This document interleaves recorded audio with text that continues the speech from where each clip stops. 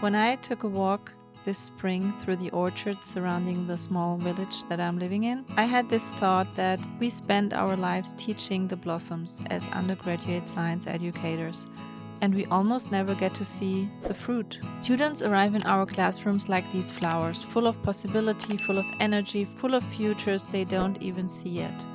And we teach them the basics. That's our job. How to think scientifically, how to question, how to fail and try again, how to build knowledge from evidence. These are the nutrients, the sunlight, and the water for the blossoms. But the fruit? The careers they grow into and the discoveries they make, the people they become, most of the time we never see it. And that raised the question for me, do we even need to know what kind of fruit tree each student will become? Maybe not.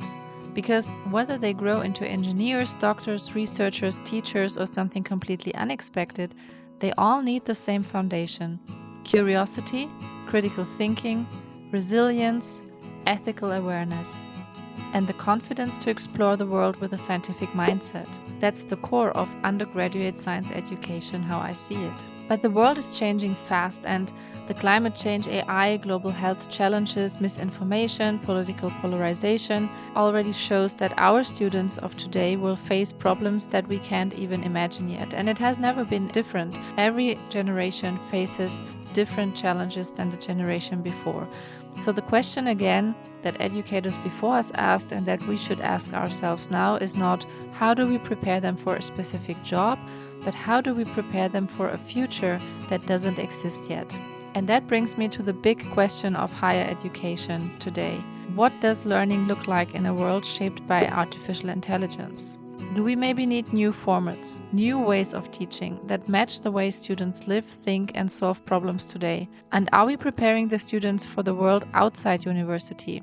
Because the future of education won't be defined by content alone, by knowledge. It will be defined by formats and by the way we help students engage, explore, and create. Maybe the future of higher education looks like this: hybrid learning that actually works, challenge-based learning, micro-credentials and modular learning, AI-supported learning, interdisciplinary studios, mentorship-first teaching, assessment that measures thinking and not memorization.